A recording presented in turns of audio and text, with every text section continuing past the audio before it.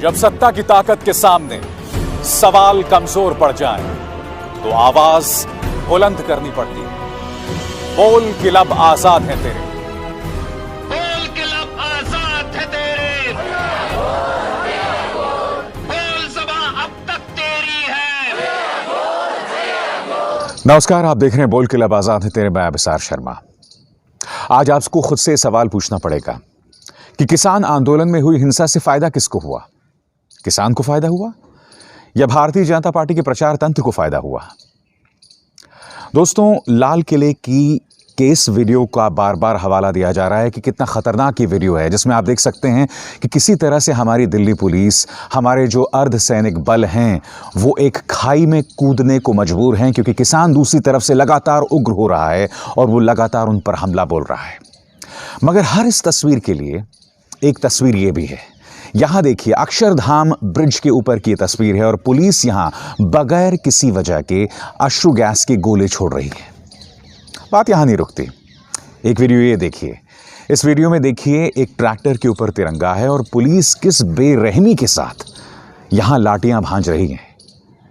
आपको हिंसा की तस्वीरें दोनों तरफ से मिलेंगी, मगर आपको यह सवाल पूछना पड़ेगा खुद से कि इस हिंसा का फायदा किसको मिल रहा है, क्योंकि प्रचार तंत्र सिर्फ और सिर्फ किसान को गाली दे रहा है।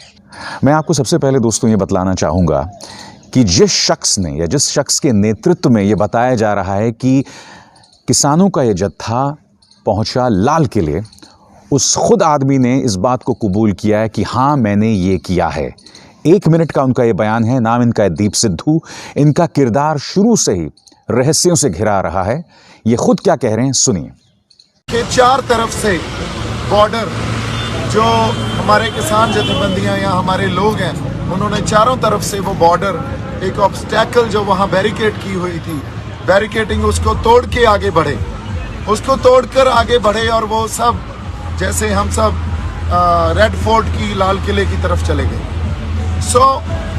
जब रेड फोर्ट की तरफ गए तो एक सिंबॉलिकली अपना रोष, अपना प्रोटेस्ट, अपना विरोध दर्ज करवाने के लिए जो नए कृषि कानून बने हैं, उसको दर्ज करवाने के लिए हमने वहाँ निशान साहब भी लगाया, हमने किसान झंडा भी हमारा लगाया, किसान मजदूर एकता का नारा भी बुलंद किया। इसलिए किया और पीछे उसके तिरंगा लगा हुआ है। जिस पोस्ट पे हमने झंडे लगाए, उस पोस्ट के ऊपर कोई झंडा नहीं था। और बात यहां नहीं रुकती है। जब लोगों ने निशान साहब फहराया था तो इस बात का विरोध कई किसान बुजुर्ग कर रहे थे, और अब मैं आपको एक वीडियो दिखाना चाहता हूं जो इस बात की तस्दीक कर रहा है कि कुछ लोग उस बात से खुश नहीं थे। देखिए ये वीडियो।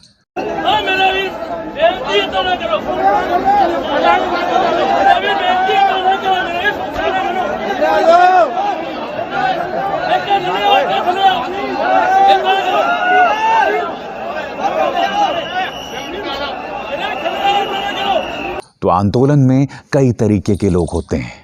कुछ ऐसे लोग होते हैं जिनके किरदार जो हैं रहस्यों से घिरे होते हैं, जैसे कि दीप सिद्धू। और अब मैं आपको सुनाना चाहता हूं कि किस तरह से दीप सिद्धू जो है, उससे जब लोगों ने सवाल किया कि आखिर तुम क्यों लाल किले गए, क्यों तुमने वहां पर इस तरह से बलवा मचाया, क्यों तुम वहां पर इस तरह से अराजकता मचा रहे थे, तो दीप सिद्धू के पास कोई जवाब नहीं था। ये किस तरह से भाग रहे थे, आप खुद देखिए।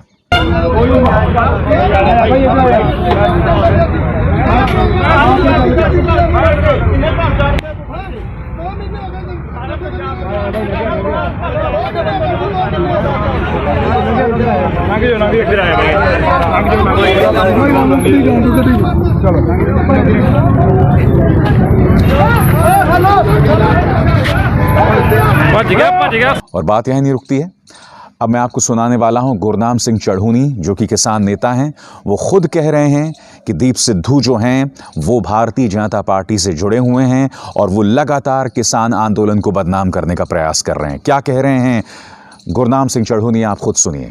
साथियों, आज की जो घटना हुई है लाल किले पे, वो उसको एक तरह से धार्मिक रंग देना जो है वो निंदनीय है।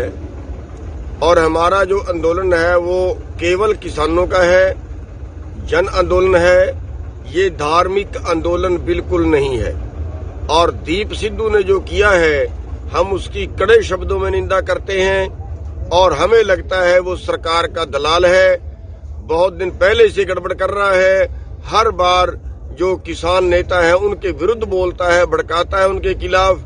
हर बार का यही काम है और आज जो उसने किया वो अति निंदनीय है। हमारा लाल किले पे जाने का कोई प्रोग्राम नहीं था, वो बागी होके गया है और लोगों को भी उसके जो बहकावे में इस बात पे आगे कि हम रिंग रोड पे जाएंगे, लोगों को भी ये मालूम नहीं था कि लाल किले पे जाएगा। तो हम उसकी कड़े शब्दों में निंदा करते हैं और ये आंदोलन जो है इसको बिल्कुल किसानों का आंदोलन है और किसानों का ही रहेगा। दीप सिद्धू, मैं ये तो नहीं कह रहा हूं कि ये भारतीय जनता पार्टी के कहने पर यहां आया और उसने किसान आंदोलन को बदनाम करने का प्रयास किया, मगर मैं अब आपको कुछ तस्वीरें दिखाना चाहता हूं। यहां देखिए, ये प्रधानमंत्री नरेंद्र मोदी और सनी देओल के साथ है। यहां पर ये अमित शाह के साथ है, गृह मंत्री अमित शाह के साथ, जब वो बीजेपी अध्यक्ष हुआ करते थे। यानी कि ये शख्स जब सनी देओल चुनाव लड़ रहे थे तो बाकायदा सनी देओल के प्रचार में हर जगह उतरा था। आज मैं आपसे एक सवाल पूछना चाहता हूं दोस्तों, कल्पना कीजिए कि अगर दीप सिद्धू राहुल गांधी के साथ कहीं दिखा होता या उसके साथ फोटो खिंचवाई होती, तो क्या आप अंदाजा लगा सकते हैं कि भारतीय जनता पार्टी के प्रचार तंत्र या बीजेपी के प्रचार तंत्र ने किस कदर बवाल मचा दिया होता? मैं फिर दोहरा दूं, ये इस बात का प्रमाण नहीं है कि दीप सिद्धू ने ये सारा काम बीजेपी के कहने पर किया, मगर मैं सिर्फ गोदी मीडिया के तर्क आपके सामने पेश कर रहा हूं। कल्पना कीजिए इसी तरह से ये दीप सिद्धू कैप्टन अमरिंदर सिंह या फिर राहुल गांधी या किसी और बड़े नेता के साथ घूम रहा होता, इस तरह से जिस तरह से ये बीजेपी के साथ था। मैं आपसे सवाल पूछना चाहता हूं, क्या न्यूज़ चैनल्स ने जिन्होंने कल किसानों को पानी पी पी कर गाली दी, खुल के बदनाम किया, क्या उन्होंने ये मुद्दा उठाया कि ये दीप सिद्धू आखिर इसका और बीजेपी का क्या लिंक है? नहीं उठाया। तो ऐसे में आपको खुद से सवाल पूछना पड़ेगा कि हमारी मीडिया भारतीय जनता पार्टी के हाथ में कितनी बिकी हुई है, कितनी झुकी हुई है, कितनी लौट रही है, जमीन पर लौट रही है। हकीकत ये है। और ये 3 या 4 तस्वीरें देखिए दोस्तों, ये ऑप इंडिया है। इसने ये तक कह दिया कि वहाँ खालिस्तानी झंडा जो है वो फहराया गया, जबकि निशान साहिब वहाँ फहराया गया था। वरुण गांधी से जुड़ी हुई ये महिला हैं इशिता यादव, इन्होंने भी वही भाषा का इस्तेमाल किया। इसी तरह से आप ये देख रहे हैं, ये जो ट्रोल्स हैं बीजेपी के, जो अभी इस वक्त आपकी स्क्रीन पर हैं, इन सब ने ये कहा कि खालिस्तानी झंडा फहराया गया। आप जानते हैं इनकी भाषा किससे मिलती है? अब ये देखिए स्क्रीन पर, पाकिस्तान का एक वेबसाइट जिसने ये कहा कि भारतीय तिरंगे को हटाकर वहां खालिस्तान का झंडा फहराया गया। इनकी भाषा और भारतीय जनता पार्टी के प्रचार तंत्र के ये जो तमाम लोग हैं, तमाम चेहरे हैं, तमाम वेबसाइट्स हैं, यानी कि पाकिस्तान की भाषा और इनमें कोई फर्क नहीं है। और जो लोग निशान साहब के झंडे को खालिस्तानी झंडा बता रहे थे, अब मैं आपको कुछ और चीजें दिखलाना चाहता हूं। अब मैं आपको एक वीडियो दिखाता हूं, कल 26 जनवरी की जो परेड हुई है राजपथ पर। इस वीडियो में आप देखिएगा कि जब पंजाब की झांकी निकलती है दोस्तों, तो वहां पर निशान साहिब का जो है चिन्ह आपको दिखाई देगा, उसका निशान दिखाई देगा। देखिए वीडियो। अब एक सवाल का जवाब दीजिए, क्या पंजाब की झांकी में खालिस्तान का झंडा लगा हुआ था? और वहाँ पे प्रधानमंत्री नरेंद्र मोदी भी मौजूद थे, तमाम मंत्री भी मौजूद थे, वहाँ पर अपने राष्ट्रपति भी मौजूद थे। आपको जो प्रचार तंत्र सिखाता है, कहता है, कृपया अपना दिमाग पहले लगाएं। और बात यहाँ नहीं रुकती। ये तस्वीर देखिए, गालवान घाटी, जी हाँ, वहीं पर जहाँ मेरे 20 जवान शहीद हुए थे चीनी हमले में। यहां देखिए, ये वीर जवान गालवान घाटी में निशान साहिब का झंडा फहरा रहा है। गालवान घाटी याद है? भूल गए? हाँ, वही गालवान घाटी जहां पर जब मेरे 20 जवान शहीद हुए थे, तो आज तक प्रधानमंत्री नरेंद्र मोदी के मुंह से चीन शब्द नहीं निकला। बहुत सुविधावादी है आप लोगों की देशभक्ति। जी हां, और जो लोग निशान साहिब को खालिस्तानी बता रहे हैं, कृपया अब आप ये तस्वीर देखिए। प्रधानमंत्री नरेंद्र मोदी यहां दिख रहे हैं 2 प्यारे प्यारे सिख बच्चों के साथ, और प्रधानमंत्री जो साफा सिर पे उन्होंने बांधा हुआ है, उस पर निशान देखिए, ये भी निशान साहिब का चिन्ह है।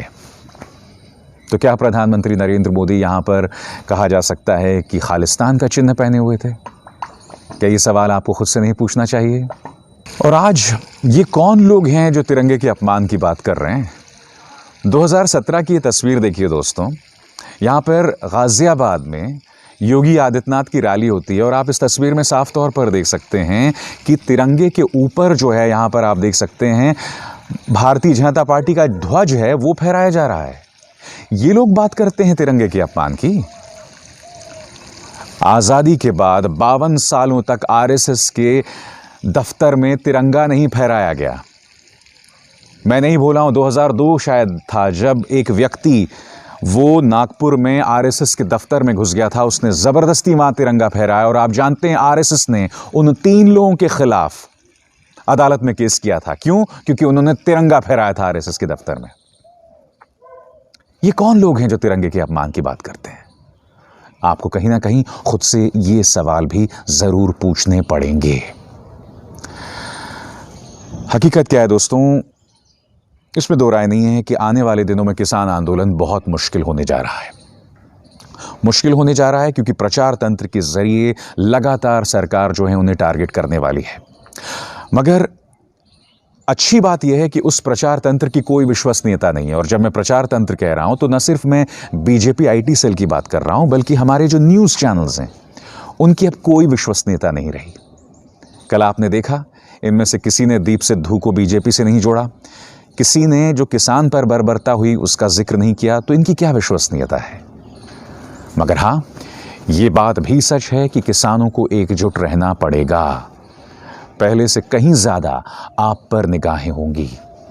सबसे बड़ी बात जो समझ के भी परे है दोस्तों, जब वॉशिंगटन में हिंसा होती है, जब कैपिटल हिल में ट्रंप समर्थक घुसकर वहां पर हिंसा करते हैं तो प्रधानमंत्री नरेंद्र मोदी उस पर ट्वीट करते हैं।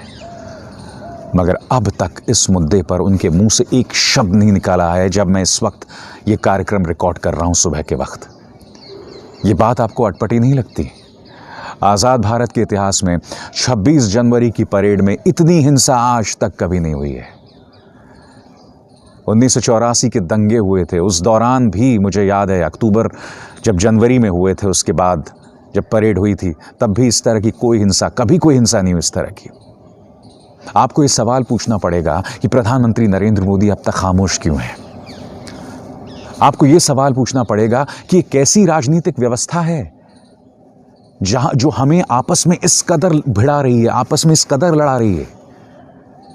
क्या आजाद भारत के इतिहास में हम में इतना ज्यादा दोहराव, इतना ज्यादा बंटवारा कभी रहा है?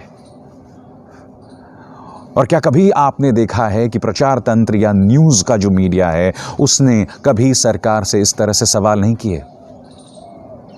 ये तमाम सवाल आपको खुद से ज़रूर पूछने होंगे अगर आप चाहते हैं कि बतौर गणतंत्र, बतौर लोकतंत्र हमारा देश बचा रहे।